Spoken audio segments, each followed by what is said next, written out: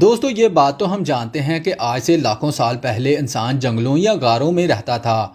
लेकिन वक्त के साथ साथ जब इंसान ने तरक्की की तो ग्रुप्स में रहना शुरू कर दिया और इंसानों ने अपने रहने के मुस्तकिल ठिकाने बनाना शुरू कर दिए।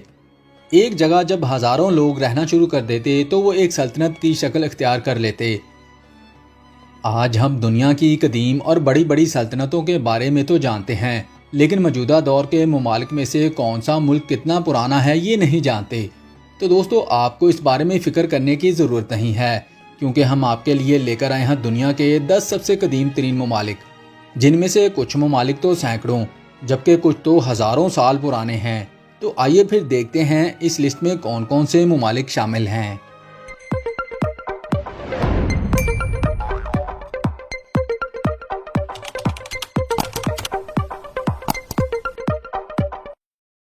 Number 10 Ethiopia. बहुत से मौरखीन इस बात पर मुत्तफिक हैं कि इथोपिया दुनिया के कदीम तरीन ममालिक में से एक है। अगरचे इथोपिया में इंसानी ज़िंदगी लाखों सालों से मौजूद है, लेकिन मौरखीन का इस बात पर इत्तफाक है कि इथोपिया 980 कबले मसीह में एक मुल्क के तौर पर सामने आया, जब पहली सल्तनत जिसे डेम्ट के नाम से जाना जाता है इक़्तिदार में आई। दोस्तों इथोपिया इन चंद अफ्रीकी ममालिक में से एक है जिन पर किसी बड़ी ताकत ने हुकूमत नहीं की, सवाए 1930 के जब इतालवी आमर हुक्मरान मुसोलिनी ने चंद बरसों के लिए इस खित्ते को अपने कब्जा में लिया, लेकिन फिर बाद में इथोपिया को आज़ाद करवा लिया गया। Number 9 San Marino.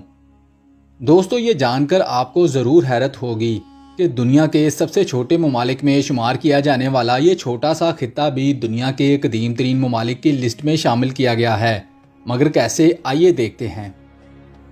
दोस्तों ये मुल्क सरकारी तौर पर 301 ईस्वी में बनाया गया। इस मुल्क के दारुल हुकूमत का नाम सिटी ऑफ सैन मरीनो है, जबकि सेंट मैरिनस को इस मुल्क का बानी कहा जाता है, जिसने 3 सितंबर 301 ईस्वी में इस छोटे से मुल्क की बुनियाद रखी, जिसकी आबादी 50,000 अफराद से भी कम है। दोस्तों सैन मरीनो का अपना एक आइन और कानून है, जिसे 1600 ईस्वी में लिखा गया, जो दुनिया के कदीम तरीन आइन में शुमार किया जाता है। Number 8 Iran. इस मुल्क का पुराना नाम पर्शिया यानी कि फारस था, जो अपने दौर की एक मजबूत और ताकतवर सल्तनत समझी जाती थी। दोस्तों मौरखीन का मानना है कि इसकी बुनियाद 550 कबले मसीह में रखी गई थी। तारीख गवाह है कि ये मुल्क कई सालों में कई सल्तनतों और कई हुक्मरानों के हाथों से गुजरा। जदीद दौर का ये ईरान आज इस्लामी दुनिया का एक ताकतवर मुल्क समझा जाता है। दोस्तों क्या आप जानते हैं कि 1930 की दहाई तक इस मुल्क को फारस ही कहा जाता था, लेकिन बाद में इसका नाम तब्दील कर दिया गया। दोस्तों अगर ये फैक्ट आप पहले से नहीं जानते थे तो वीडियो को लाइक ज़रूर करें। नंबर 7 पुर्तगाल। अगरचे ये मुल्क यूनान या मिस्र जितना पुराना नहीं है, लेकिन पुर्तगाल ने तकरीबन 1000 सालों से अपनी सरहदों की हिफाजत की है, जिसकी वजह से इसे ना सिर्फ यूरोप के बल्कि दुनिया के कदीम तरीन ममालिक की लिस्ट में शामिल किया जाता है। और 1139 में इस इलाके को पुर्तगाल के नाम से तस्लीम किया गया। इससे पहले ये खित्ता कई सल्तनतों और तहजीबों के ज़ेरे साया रह चुका था। दोस्तों इसका दारुल हुकूमत शहर लिस्बन, रोम जैसे कदीम शहरों से भी पुराना शहर ख्याल किया जाता है। Number 6 France. दोस्तों अगरचे फ्रांस इस लिस्ट में शामिल दीगर ममालिक से कहीं पीछे है, लेकिन फिर भी ये 5वें नंबर पर अपनी जगह बनाने में कामयाब हुआ है।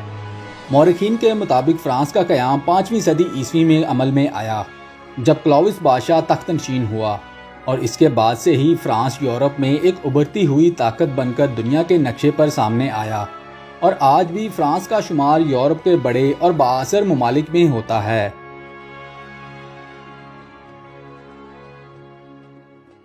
Number 5 India. बर्रे सगीर पाको हिंद का ये खित्ता तकरीबन 5 से 6000 सालों से आबाद है, और इस खित्ते के लोगों ने तकरीबन 1500 कबले मसीह में एक तहजीब को तख्लीक किया, जिसका नाम वैदिक तहजीब बताया जाता है। दोस्तों ये वही तहजीब है जिसने इस खित्ते में हिंदुइज़्म की बुनियाद रखी।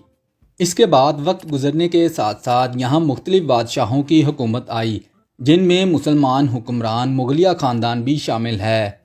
मौजूदा दौर के हिंदुस्तान की बुनियाद 1947 में रखी गई थी, जब बरतानवी सल्तनत का इस खित्ते से खात्मा हुआ था। Number 4, Japan. दोस्तों, जापान भी दुनिया के कदीम तरीन ममालिक में शुमार किया जाता है।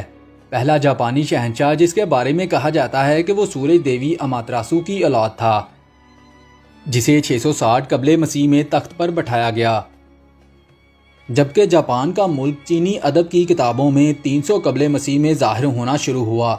इन दोनों में से कौन सी बात सच्ची है, इसके बारे में तो कोई ठोस सबूत के साथ कुछ नहीं कह सकता, लेकिन ये बात पक्की है कि जापान दुनिया का एक कदीम मुल्क है, जो आज के मौजूदा दौर में दुनिया का एक तरक्की याफ्ता मुल्क भी समझा जाता है। Number 3, China. चीन दुनिया की कदीम और सबसे बेहतरीन तहजीबों में से एक है। जिया डायनेस्टी चीन पर हुकूमत करने वाला पहला ख़ानदान था, जिसने 470 सालों तक चीन पर हुकूमत की, और इसके बाद शेंग डायनेस्टी ने चीन के हुकूमती मामलात को देखा। वक्त गुजरने के साथ साथ चीन पर बहुत से बादशाहों ने हुकूमत की, लेकिन 1912 में चीन पर हुकूमत करने वाले आखिरी ख़ानदान किंग डायनेस्टी की हुकूमत को भी ख़त्म करके यहाँ जमहूरियत को कायम कर दिया गया, और बिला आखिर 1949 में अवामी जमहूरिया चीन के नाम से दुनिया के नक्शे पर एक नया मुल्क ज़ाहिर हुआ, जिसे आज हम चाइना के नाम से जानते हैं। Number 2, Greece. दोस्तों, ग्रीस जिसे यूनान भी कहा जाता है, तकरीबन 6000 सालों से यूनानियों की गिरफ्त में रहा है। यूनानियों ने दुनिया को इनकलाबी तसव्वुरात सिखाए और जदीद मगरबी तहजीब की बुनियादें बनाईं। उन्होंने साइंस, टेक्नोलॉजी, आर्ट, अदब, कानून साजी और सियासत में भी बहुत तरक्की की। एथेंस जैसे कदीम शहर में दुनिया की पहली जमहूरियत कायम की गई।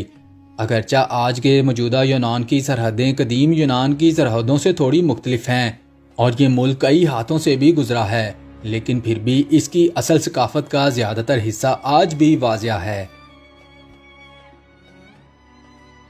Number 1, Egypt. दोस्तों, जदीद दौर के मौरखीन का मानना है कि मिस्र यानी इजिप्ट ही दुनिया का कदीम तरीन मुल्क है।